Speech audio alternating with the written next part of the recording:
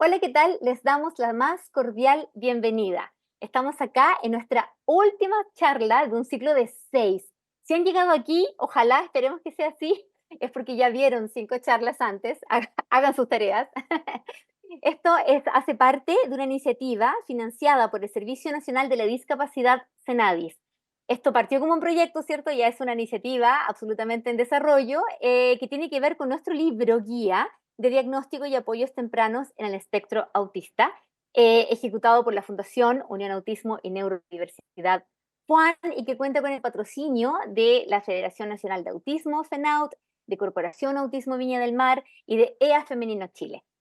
Como equipo FUAN y también sabemos que desde FENAUT, desde Corporación Autismo Viña y de EA Femenino, agradecemos a todas las personas que han hecho posible que exista este libro y que también hayamos podido desarrollar estas 6 charlas que, les recordamos, profundizan en los contenidos que aparecen en el libro guía. Entonces la invitación es a que revisen el libro que está a libre acceso en formato digital en la página web de FUAN, F-U-A-N, fuan.cl. A que también puedan revisar la guía lectura fácil. Recuerden que tanto el libro como la guía de lectura fácil cuentan con apoyos visuales. Además, pueden revisar este ciclo total de 6 charlas en que hemos abordado contenidos relacionados con generalidades de autismo, eso fue la doctora Valeria Rojas. También abordamos la importancia de un diagnóstico temprano, oportuno y los apoyos que esto implica. También conversamos con Chantal Garay sobre autismo y enfoque de género.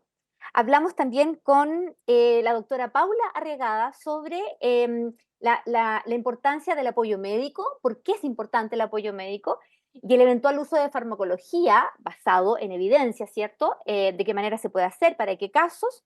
También conversamos con Viviana González sobre estudiantes autistas apoyos en el aula, una charla también que estuvo muy interesante. Bueno, si se acuerdan, yo también les hice una charla. En este caso me tocó hablar sobre ley de autismo, derechos humanos, calidad de vida, que también es una temática que está presente en el libro. Y hoy día nos tocaba conversar con, tener la exposición de Vanessa Kreisel, otra de nuestras cofundadoras de FUAN, pero lamentablemente por motivos de fuerza mayor no va a poder acompañarnos, pero sí nos acompañará Viviana González. Antes de hacer pasar a Vivi, les vamos a contar que ya están viendo en pantalla a nuestra querida Andrea Ravilli, amiga colaboradora de FUAN. Ella es intérprete acreditada en lengua de señas chilena desde el año 2013, autodidacta, posee gran experiencia en el área de educación. Nos encanta estar con Andrea porque partimos hace varios años nuestras primeras experiencias de charlas en FUAN, así que estar con ella acá nuevamente es muy bonito. En los controles está Manuel Marambio. Él nos ha ayudado en todo este ciclo de 6 charlas para que todo esto salga aquí muy ordenado, perfecto. Y bueno, y ahora hace su ingreso Vivi González, Viviana González Villarroel. Vivi también es cofundadora de FUAN, ustedes ya la conocen, educadora diferencial, magíster en educación infantil, y hoy día nos va a hablar de un tema que también nos apasiona mucho, que es muy importante, que está mencionado en el libro, pero acá lo van a profundizar, que es comunicación en el espectro autista, caracterización y desarrollo. Así es que parte ahora Vivi con esta interesante exposición y recordar, están todas las charlas a disposición en nuestro canal de YouTube. Suscríbanse y consuman estos contenidos que están hechos con mucho cariño, pero también son contenidos basados en la evidencia, en la ética, así es que a consumir contenidos de calidad. Muchísimas gracias y bueno, después nos vamos a ver al cierre de la interesante exposición de Viviana González Villarroel. Muchas gracias, Gabriela. Gracias también a nuestra querida Andrea y a Manuel, que hacen posible que podamos hacer este producto que llega a ustedes. Así es que muy bienvenidos. Como bien decía Gabriela, la temática que vamos a abordar tiene relación con la comunicación específicamente en personas dentro del espectro autista. ¿Cuáles son sus características? La característica específica de la comunicación y cómo podemos apoyar, ¿cierto?, su desarrollo en las personas autistas. ¿Y por qué hablamos específicamente de comunicación? Porque sabemos que el diagnóstico, la condición del espectro del autismo es una condición del neurodesarrollo que presenta de manera primordial dos ámbitos que tienen un desempeño distinto a lo que hemos estado acostumbrados en los neurodesarrollos típicos y que tienen que ver con la comunicación social y con los patrones comportamientos restringidos y repetitivos. Se suma a esta caracterización estos intereses y procesamiento sensorial inusual, las características que hemos mencionado que están presentes desde la niñez temprana y que son características que de una u otra manera impactan en el funcionamiento diario y que pudiesen impactar de una manera negativa en la medida en que no tenemos los apoyos, ¿cierto?, necesarios para que ese funcionamiento sea lo más armónico posible. Así que dentro de esta gran caracterización del espectro, hoy nos vamos a detener en el elemento de la comunicación social. Es eso lo que nos va, ¿cierto?, a convocar hoy día. Entonces, ¿cuáles son las preguntas que vamos a intentar dar respuesta? Primero, entender qué es la comunicación, cuáles son sus complejidades, aquellas situaciones que hacen que no sea tan fácil, ¿cierto?, adquirir para todas las personas, ¿cierto?, la comunicación. ¿Cómo es específicamente la comunicación en las personas autistas? Que como hemos visto en esta pequeña reseña, ¿cierto?, de nuestro manual diagnóstico, que nos habla en principio de esta gran diada, donde la comunicación social es algo que está, ¿cierto? Em, Tiene características muy específicas y que tenemos que pues, poder abordar. Así es que tenemos primero que definir qué vamos a entender por comunicación funcional, qué es esta comunicación y que como muy bien siento Bondi y Freud nos definen, es aquella que está dirigida a otra persona quien a su vez proporciona un reforzamiento relacionado directo o social. Entonces empezamos a identificar algunos elementos, algunos componentes de la comunicación y que nos hacen entender de que no toda conducta es comunicativa, que para que haya comunicación debe ser una situación bidireccional, por lo tanto deben haber dos personas, no puede haber solamente una persona para que haya comunicación funcional. Esta comunicación, incluso y con más detalle, es previa al habla.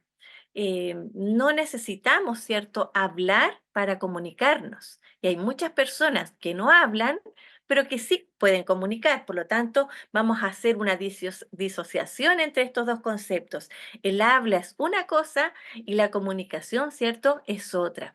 Necesitamos de estas dos personas, ¿cierto?, como un componente mínimo, un receptor activo que acceda, ¿cierto?, a este reforzador. Vamos a mirar algunas de estas palabras, de estos conceptos que nos ayudan a entender cómo funciona entonces esta comunicación. Y acá nos hemos acostumbrado a mirar, ¿cierto? Y nos han enseñado desde nuestra infancia que la comunicación se da cuando tenemos un emisor, un receptor, un mensaje que viaja a través de un canal específico y vamos a tener una respuesta de este receptor. Y nos quedamos un poco con esta imagen muy lineal, ¿verdad? De que existe un emisor y un receptor, pero no nos dan cierta la información completa porque de pronto tenemos que entender que los roles de emisor y receptor se van turnando en un proceso de comunicación. Por lo tanto, no solo somos emisores si queremos tener una conversación, también necesitamos, ¿cierto?, ser receptores porque no vamos a estar hablando solos. Tenemos que tener una respuesta. Y esa instancia, esa relación, ¿cierto?, implica otro sustrato, que es la intención comunicativa, ese motor que hace que queramos comunicarnos con el otro y que además, ¿cierto?, tengamos una intención con un reforzador. Todas las personas nos comunicamos para obtener algo, no nos comunicamos porque sí. Tenemos distintos reforzadores, cada persona tiene distintos reforzadores y acá, ¿cierto?, está uno de los de estas señales y de estos antecedentes que podemos tomar en cuenta para poder apoyar estos procesos de comunicación. Entonces, tenemos un emisor que tiene una intención de comunicar. que tiene un reforzador, un motivo, un motor por el cual, ¿cierto?, se va a comunicar. Pero también tenemos, ¿cierto?, distintos canales, distintas formas de comunicar.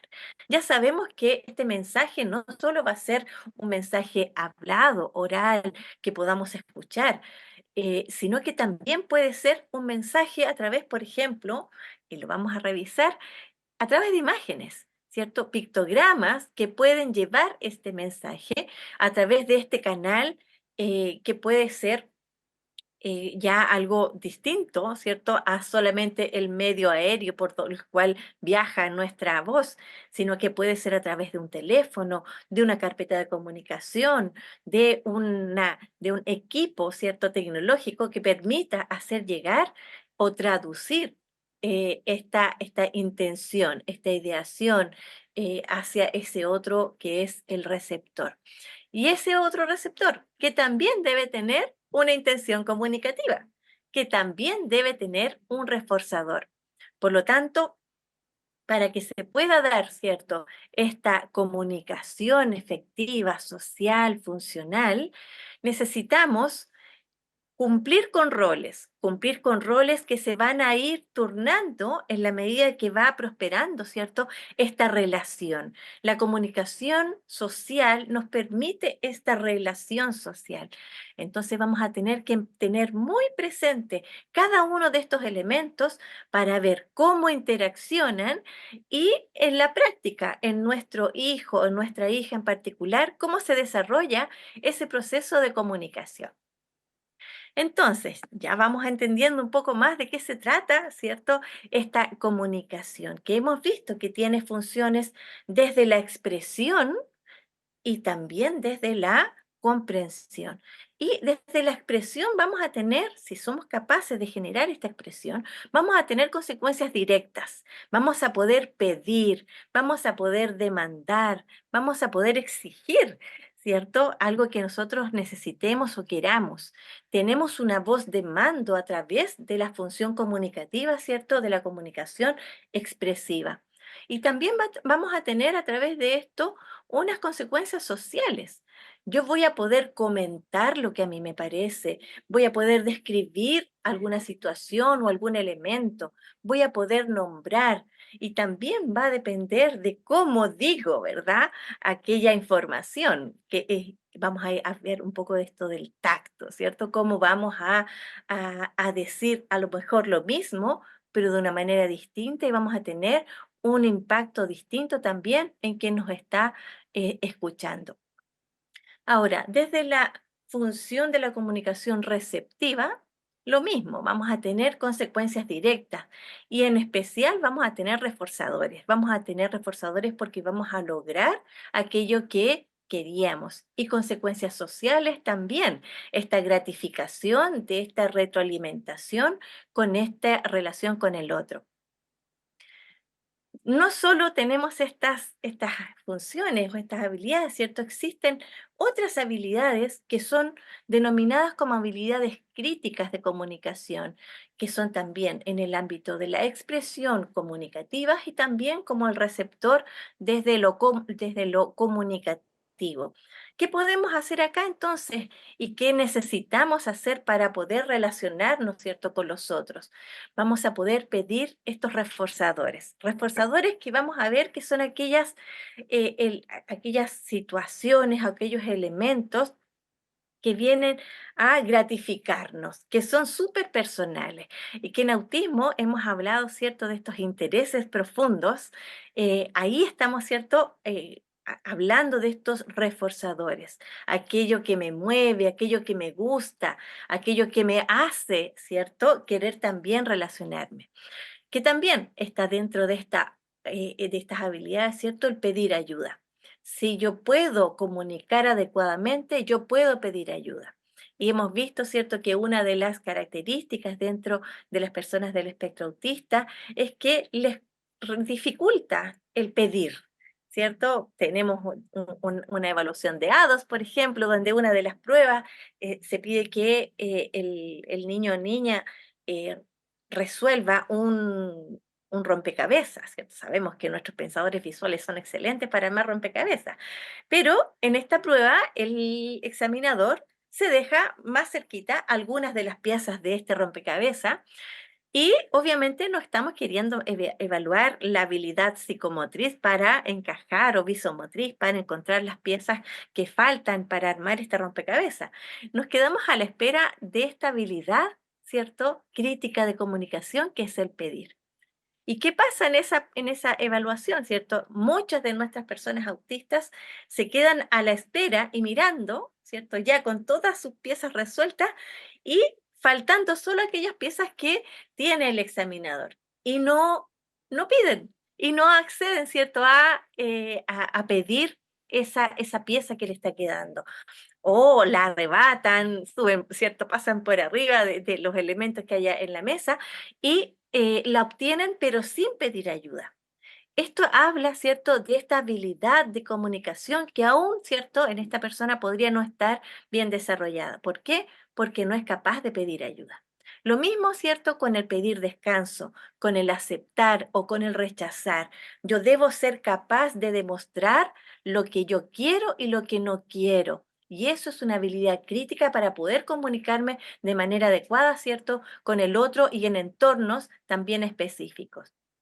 Desde el rol de receptor, también tenemos ciertas habilidades de responder a ese espera o responder al no, ¿cierto? Comprendiendo que eso es una consigna de ese momento necesaria de desarrollar, ¿ya? Y que eso no nos lleve a una desregulación emocional porque estamos contradiciendo algo que la persona pudiera, ¿cierto?, querer hacer en ese momento.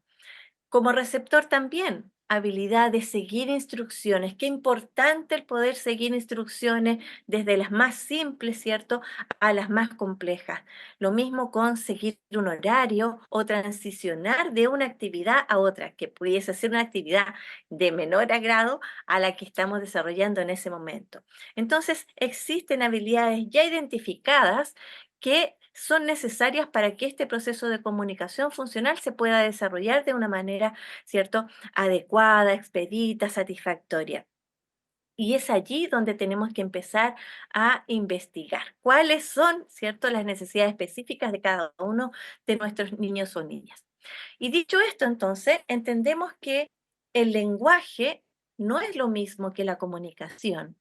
Y por lo tanto, si hablamos también de que el lenguaje es un sistema de reglas y representaciones que nos permite manipular nuestros pensamientos y conocimientos del mundo, es algo que está acotado, ¿cierto? Y circunscrito a ciertos tipos de reglas, a ciertos contextos sociales. Mientras que la comunicación depende de tener ya esta estructura. Por lo tanto, es la puesta en funcionamiento de esta estructura, ¿cierto?, del lenguaje. Es una habilidad y depende mucho acá, ¿cierto?, del contexto en el cual las personas se desenvuelven. La familia, el nivel de educación, el contexto sociocultural, las normas, las relaciones que tenemos con las otras personas, entre muchos otros factores. Por lo tanto, llegamos a otra conclusión importante. Si el lenguaje no es lo mismo que la comunicación, pues entonces los trastornos del lenguaje y los trastornos de la comunicación también son distintos. Y en este sentido, importante destacar, ¿verdad?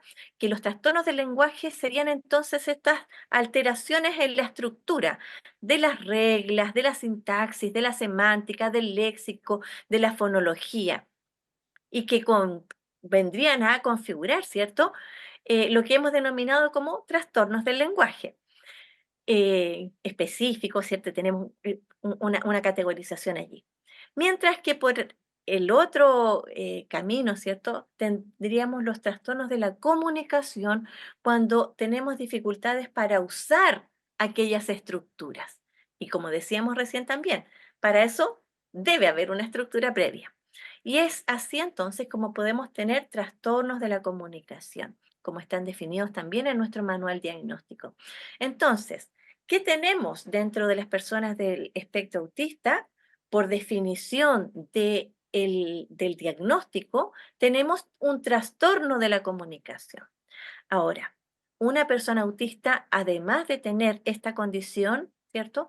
Puede tener asociado, como puede no tener, un trastorno del lenguaje. Así que también es importante comprender acá que pudiésemos tener una persona autista con una dislalia, sin lugar a dudas, pero también podemos tener personas autistas sin ningún tipo de dislalia y, por lo tanto, sin ningún trastorno del lenguaje, pero sí con muchos desafíos en el ámbito de la comunicación. Si no tuviesen desafíos en el ámbito de la comunicación, no estaríamos frente a un diagnóstico de autismo. Así es que si se cumple la diada, quiere decir que estamos frente al autismo y por lo tanto frente a unos desafíos, ¿cierto? De diferente forma, ¿cierto? En la comunicación. ¿Y esto por qué? Porque además, ¿cierto? Tenemos desafíos asociados a la propia complejidad y a la propia naturaleza del lenguaje, ¿cierto? Nuestro lenguaje está lleno eh, de desafíos asociados a lo simbólico, a esta abstracción. Y es que una misma palabra la utilizamos para distintos significados. Es más, significan distintas cosas en diferentes contextos.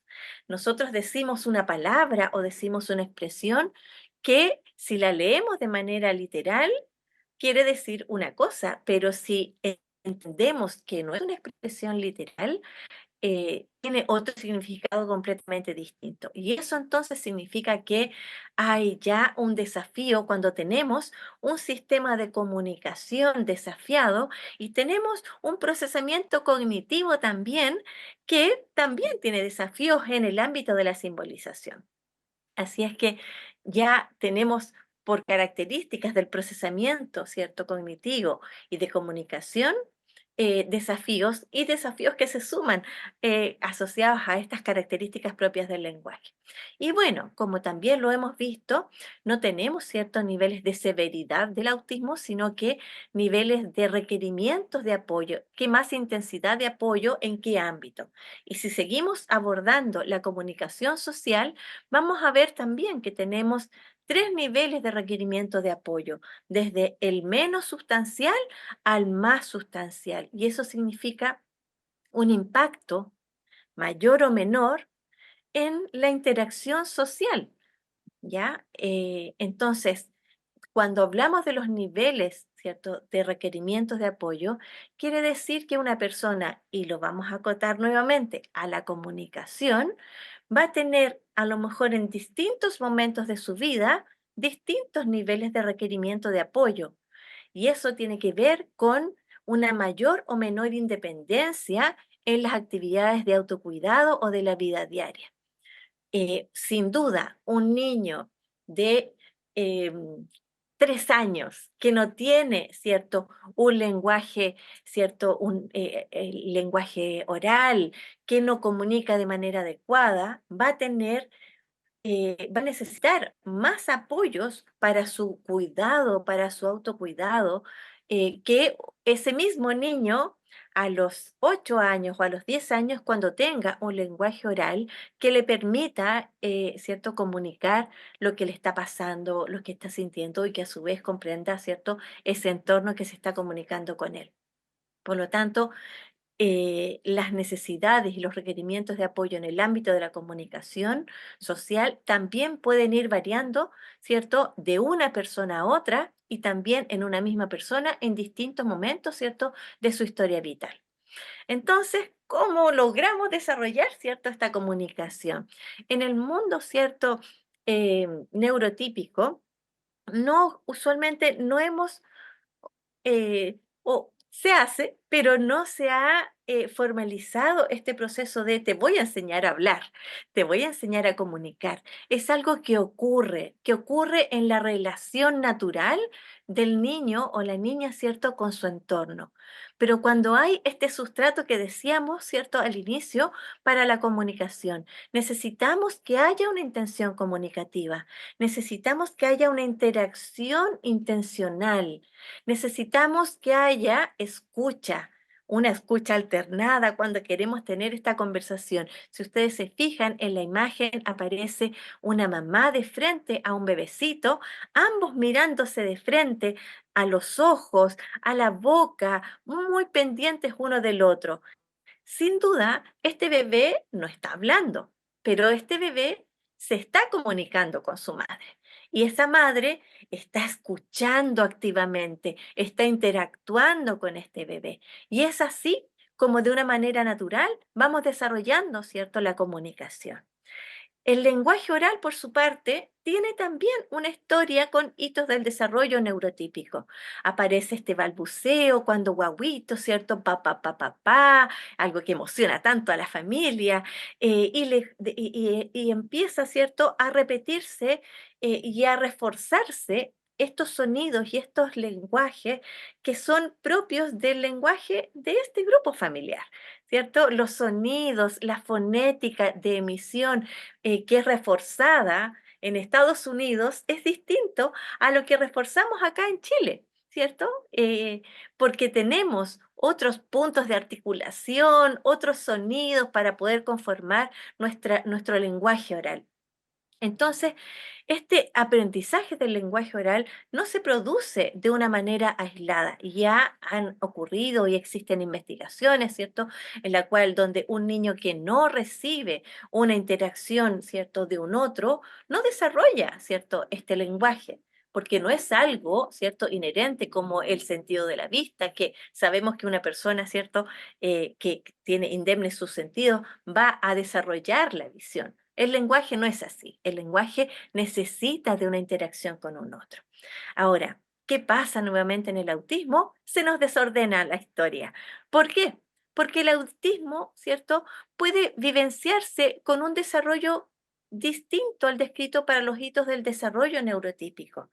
Y acá, ¿cierto?, pueden existir personas, niños, niñas que primero, y hemos tenido casos, ¿cierto?, muy hermosos, de niños que aprenden a leer antes que hablar. Y son cosas que se dan en el autismo, ¿ya? ¿Por qué? Porque tenemos, ¿cierto?, un desarrollo distinto, diferente, desafiado. Por lo tanto, este desafío, ¿cierto?, también asociado a las características propias del diagnóstico. Y el DSM-5, ¿cierto? Nuestro manual diagnóstico eh, nos relata cuáles son, ¿cierto?, estos requerimientos, estas características para que estemos dentro, ¿cierto?, de este check del autismo. En el ámbito de la comunicación social, ¿cierto? Vamos a aparecer como desafíos en la reciprocidad social y emocional. Y esto puede abarcar todo el espectro, desde un acercamiento social atípico y una capacidad para una dificultad para mantener la alternancia, ¿cierto?, en una conversación, cuando me toca a mí, para no interrumpir al otro, yo debo saber en qué momento, ¿cierto?, me toca hablar, me toca hacer, o cuánto tiempo debo hablar. Todas esas son, ¿cierto?, habilidades de comunicación que pueden estar desafiadas, pero que también pueden estar hacia la otra intensidad más profunda, reducción de intereses, de emociones y afectos compartidos, hasta llegar incluso a casos de ausencia total de iniciativa en la interacción social, el no tener, ¿verdad?, esta, decíamos, apetencia, este interés, ¿cierto?, por iniciar la conversación y puedo a lo mejor establecer una conversación, pero solo respondiendo, no iniciando, ¿cierto?, esta interacción. Por lo tanto, tenemos una variedad importante. El otro criterio, ¿cierto?, para que se dé, ¿cierto?, el autismo y en el ámbito de la comunicación social son los déficits o desafíos en las conductas de comunicación no verbal, que se usan usualmente en la comunicación social. Ustedes me ven aquí, yo muy buena para gesticular, para mover los brazos, las manos, son elementos que contribuyen, ¿cierto?, a hacer más eficiente la expresión y también a dar más señales a que el que está como receptor pueda comprender el mensaje que yo estoy entregando.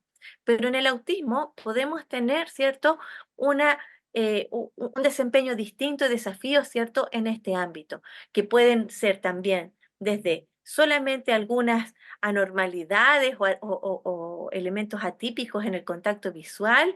Puede que yo te mire a los ojos, pero a lo mejor no lo suficiente, a lo mejor evado más la mirada, o al contrario, estoy muy pendiente y muy fijado en tus ojos, y ese contacto visual inusual también es parte, ¿cierto?, de estas características propias de la comunicación en el autismo. El lenguaje, ¿cierto?, corporal, las dificultades en la comprensión, en esta comunicación no verbal, hasta llegar a otros extremos como la falta total de expresión y de gestos faciales. Tenemos personas autistas de alto desempeño cognitivo, tenemos ahí en las redes sociales, hay un sociólogo, por ejemplo, que sabemos tiene muchos conocimientos, pero que cuando habla, ¿cierto? Su rostro no tiene, ¿cierto?, esta expresividad que nos ayuda, ¿cierto?, a comprender mejor también el mensaje, porque de pronto una persona que no sea muy expresiva, ¿cierto?, en su rostro y en sus gestos, pudiese estarnos diciendo algo en broma, ¿cierto? Y nosotros no nos vamos a dar cuenta de que estamos frente a una broma porque no tenemos esa información adicional. Entonces, estos gestos, esta información, ¿cierto?, gestual, no verbal, pudiese también estar desafiada desde rol de la expresión o desde el rol de la comprensión. Y como un tercer punto dentro de las características desafiadas de la comunicación social, estarían, ¿cierto?, los déficits o desafíos en el desarrollo y mantenimiento de las relaciones adecuadas al nivel de desarrollo, ¿ya? Y esto tiene que ver más allá de la relación de madre e hijo o con tu cuidador, ¿cierto? Que ya entiende qué es lo que quieres cuando haces una mueca y lo que quieres es que te rescaten ahí un juguete o que te acerquen un alimento. Tiene que ver con este entorno social más amplio, donde interactúo con personas que, ¿cierto?, no están quizás en mi círculo cercano y que puede también variar desde tener dificultades para jugar y compartir un juego y tengo a lo mejor me quedo en una etapa de juego paralelo, ¿cierto? O simplemente no tener interés por jugar, ¿cierto? Con otras personas y me divierto mucho y disfruto en mi propio juego que yo estoy armando, ¿ya?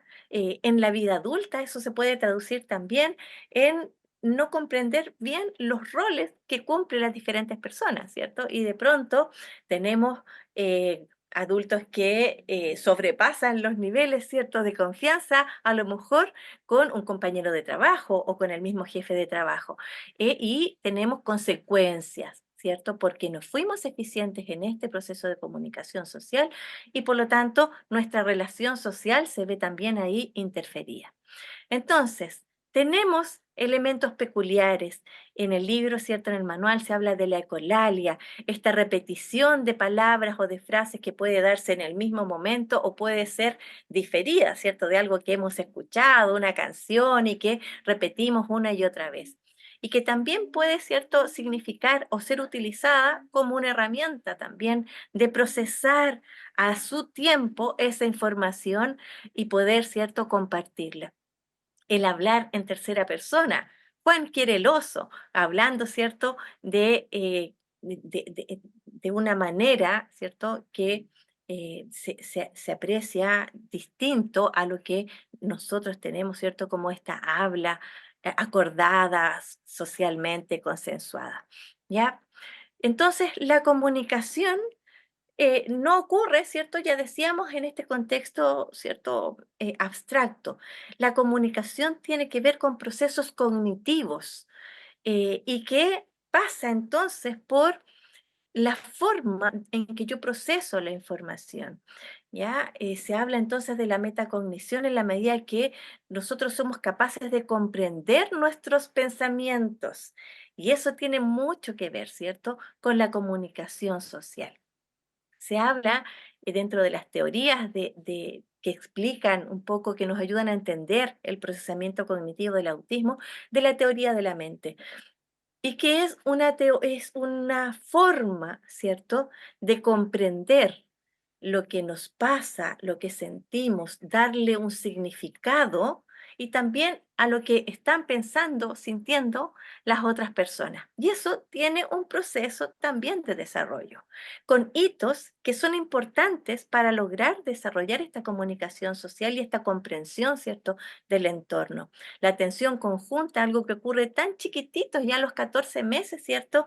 Podemos dirigir la mirada y ser cómplices con este otro y de hacer, ¿cierto?, este recorrido y este disfrute compartido también, que es uno de los hitos, imagínense, así de bebecitos, ¿cierto? Desde muy pequeños tenemos esta capacidad, ¿cierto?, de atención conjunta o de imaginarnos y representarnos cosas que no son. Eso también es uso simbólico, ¿cierto?, de la comunicación. Aparecen luego, ¿cierto?, estas capacidades de definir, de darnos cuenta, de comprender estados mentales y darle un significado.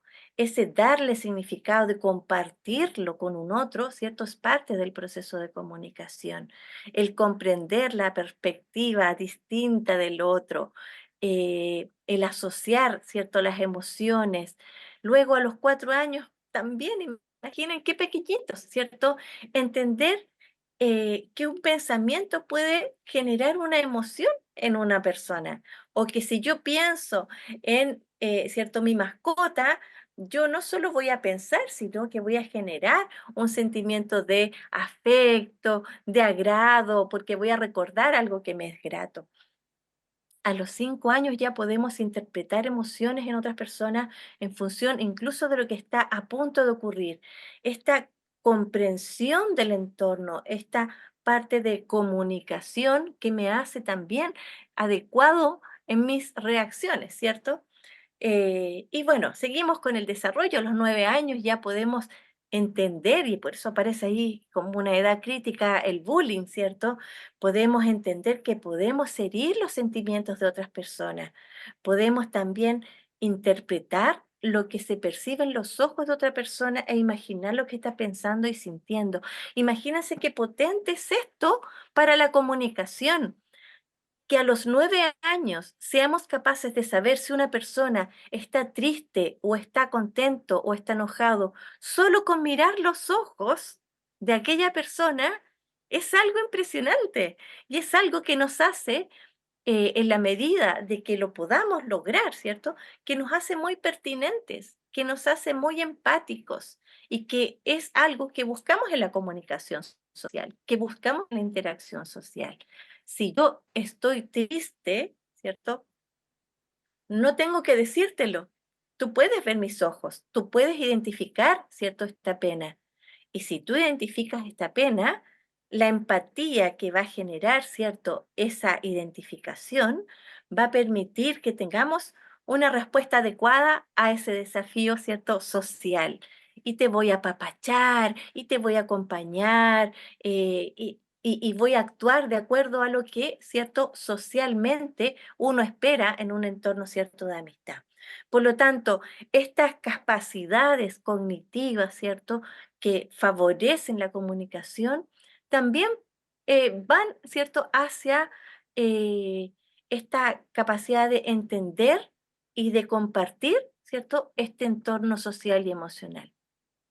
Por lo tanto, la teoría de la mente acá nos va a permitir, en la medida que esté más desarrollada, ¿cierto?, comprender, lograr comprender, hacer una hipótesis adecuada de lo que le está pasando al otro.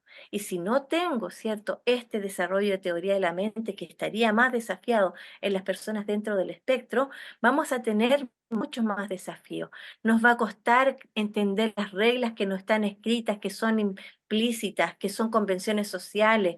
Nos va a costar, ¿cierto?, entender las razones que subyacen a alguna conducta o alguna acción que está desarrollando una persona.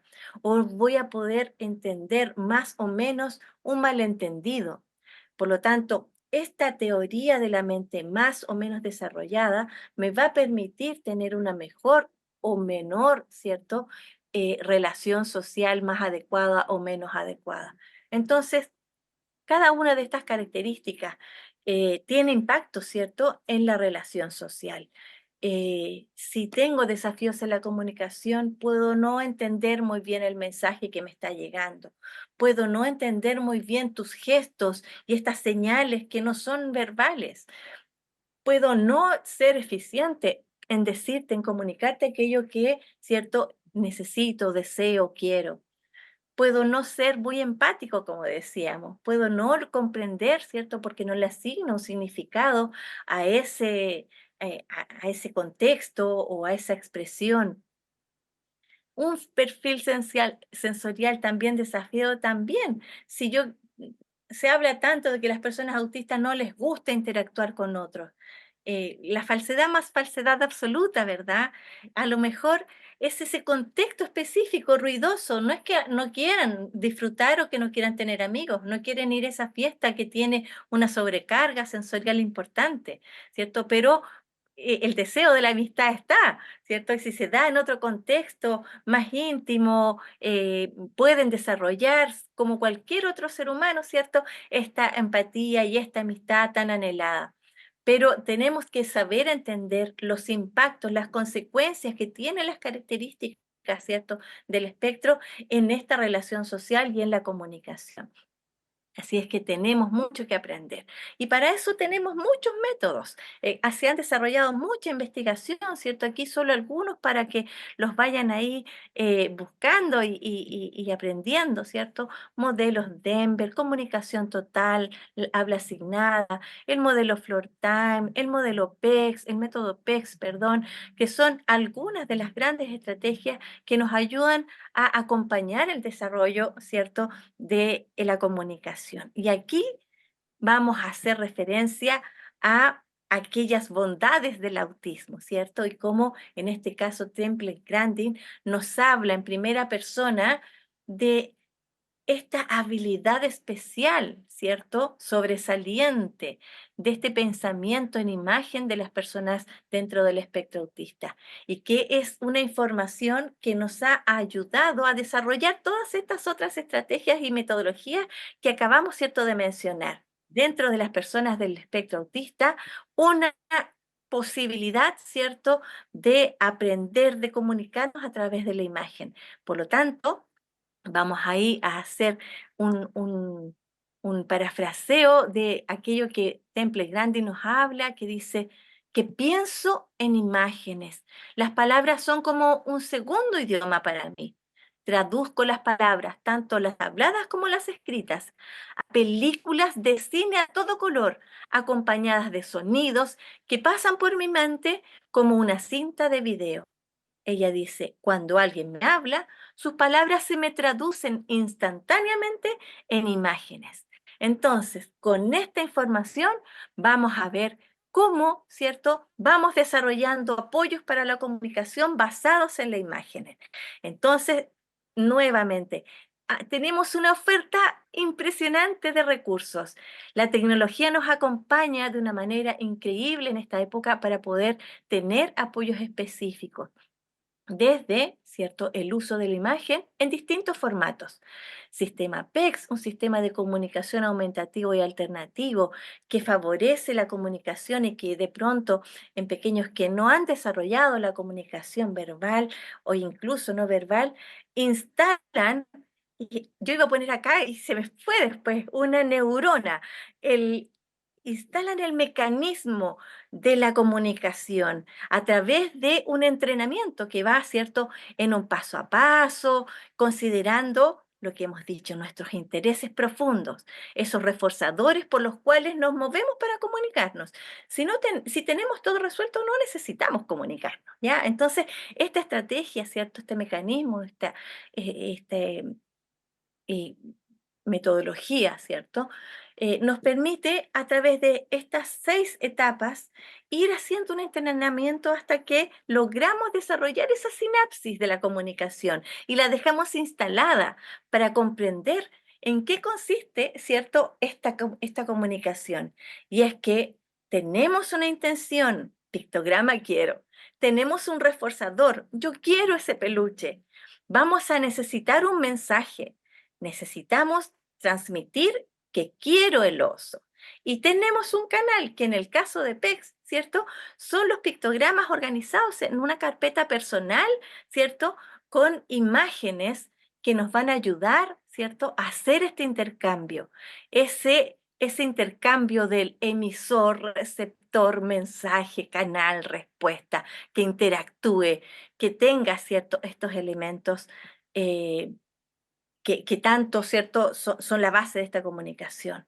Entonces, tenemos un medio concreto que me permite buscar la imagen del quiero, buscar la imagen de mi oso, ponerla en una frase que es un poco a lo que vamos llegando, ¿cierto?, al finalizar de PEX y entregarla como este mensaje, este canal, esta comunicación, ¿cierto?, a este otro receptor que codifica, entiende, comprende este mensaje y me entrega rápidamente este reforzador que es el que me ha movido a la comunicación. Entonces, tenemos reforzadores. Todas las personas en el mundo mundial tienen reforzadores, ¿cierto? En este caso, en la imagen mostramos un oso de peluche, ¿cierto? ¿Qué vamos a hacer si queremos fomentar la comunicación? ¿Vamos a poner este peluche al alcance de este niño que no necesita en ese caso comunicarse? ¿O lo vamos a poner no a su altura, lo vamos a poner desafiado? ¿Por qué? Porque queremos que él tenga la necesidad de comunicar. Tenemos claro el reforzador, su oso de peluche, pero no tiene intención comunicativa. ¿Qué hacemos? Lo desafiamos para que a través de ese reforzador él busque la forma de comunicar.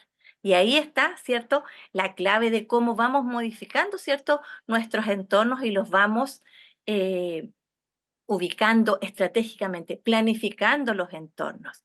Sistemas de comunicación, herramientas de apoyo, les dejamos ahí la página siempre tan generosa, española, ¿cierto?, de Arasac, donde existe todo un bagaje impresionante de recursos, ¿cierto?, con sistemas de comunicación aumentativo alternativo, otras herramientas muy simples como pictotraductor.com, donde uno va digitando las palabras y asociado a esta base de datos de Arasac aparecen los pictogramas mágicamente ahí para poder desarrollar también materiales. Aplicaciones más tecnológicas que también podemos encontrar, ¿cierto? Y instalar en nuestros dispositivos móviles. Let Me Talk, una aplicación que también permite tener algo muy, muy personalizado, ¿cierto? Los pictogramas que yo necesito, las carpetas categorizadas que yo necesito para poder utilizarlas, ¿cierto?, en esta comunicación. Y dependiendo también de los entornos, ¿cierto? Apoyos para la comunicación, lo sabemos, la accesibilidad cognitiva a todo nivel. No solo, ¿cierto? Para niños pequeños necesitamos apoyos visuales. Los adultos autistas y los adultos en general, ¿cierto? Se ven muy beneficiados de los entornos que cuentan con elementos de accesibilidad cognitiva.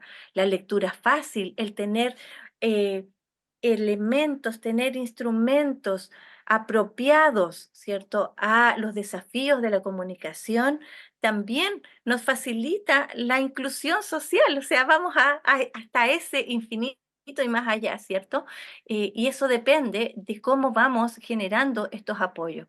Estrategias en el aula, muchas también. Sabemos que a través de esta imagen, de este pictograma, vamos a poder comprender el entorno, vamos a poder comprender rutinas, ¿cierto?, del día a día. Y ahí debutan, ¿cierto?, las agendas de pictogramas, los calendarios, el paso a paso para poder entender, ¿cierto?, y prepararnos para comprender lo que pasa en una rutina diaria. Las historias sociales que también agregan, ¿cierto?, este componente visual para entender, ¿cierto?, situaciones sociales que son difíciles, que son abstractas y que podemos llegar a comprender a través, ¿cierto?, de estos elementos que podemos ir desarrollando. Listas de verificación, lo que puedo y lo que no puedo. No vas a perder el tiempo, a lo mejor, ¿cierto? Si a un niño en particular le das un discurso de lo que va a poder hacer en el supermercado, ¿cierto? Cuando su comprensión está asociada a la imagen y tú te detienes en hablar. Al contrario, busquemos imágenes, estrategias visuales donde podamos mostrar, ¿cierto? ¿Qué es lo que se puede, qué es lo que no se puede a través de esta organización de pictogramas? Los análisis de tarea, ¿queremos fomentar la autonomía? Pues bien, entonces hagamos el paso a paso, pero no solo narrándolo, a través de estas imágenes, de estas secuencias que me permiten, ¿cierto?, comprender esta información y de alguna manera, ¿cierto?, mejorar nuestra autonomía. Todo lo que queramos desarrollar de comprensión, de comunicación, de estar en un entorno de una manera adecuada, la podemos desarrollar. Contratos y reglas, también apoyados, ¿cierto?, en elementos de pictogramas. Y bueno, para ir cerrando acá, ¿cierto? Sabemos que el tiempo nos apremia. Estrategias que están centradas en el terapeuta y en el niño. En la imitación, ¿cierto? El sujeto imitador reproduce la conducta realizada por el modelo. Hacemos, ¿cierto? Modelaje. Estructuramos actividades en las que el niño o niña deba responder de manera, ¿cierto? Con un mínimo ahí de desafío lograble, sin ensayo y error, por supuesto. em, o incluyendo, ¿cierto?, estos intereses profundos que hemos dicho para avanzar a través del juego. Estrategias centradas en el niño, las extensiones, como una frase, ¿cierto?, se complementa y se enriquece, ¿cierto? El niño dice, entró a la casa, y yo digo, entró a la casa, sí, tenía frío, le aumento, le enriquezco. El modelado, intervención en el medio en que el adulto repite el enunciado correctamente, y eso ya lo sabemos, las mamás lo hacen, ¿cierto? Quiero jugar. Sí, tú quieres jugar, o sí, yo también quiero jugar. Lo repito de manera, ¿cierto?, adecuada. El modelado y la expansión se repite correcta y se agrega, un poco lo que decíamos recién. Moto fea. Sí, esa moto es muy fea porque se rompió o está sucia, ¿cierto? Modelo, repito, mejoro, ¿cierto? Y voy generando en base al estímulo que el niño o la niña, ¿cierto? Están desarrollando, mejoro esa producción, ¿ya? Otras estrategias, el habla paralela, ¿cierto? Si el niño está ensimismado en su juego, ¿cierto? Y está en silencio, se habla, ¿cierto? El adulto se habla acerca de lo que está haciendo, pensando, ¿cierto? Ese niño. Ay, estoy buscando, estoy jugando, voy a poner este Lego encima de este otro, voy a armar un autito y vamos, ¿cierto? Enriqueciendo, ¿cierto? Y modelando esa instancia comunicativa. En la comunicación, ¿cierto? En la conversación, en la autoconversación, ¿cierto? El terapeuta, como decíamos, describe sus acciones cuando participa en un juego paralelo con el niño. Digo, ah, voy a levantar este teléfono y lo voy a levantar como si fuese un cohete, ¿cierto? Y voy verbalizando y realizando la acción en paralelo.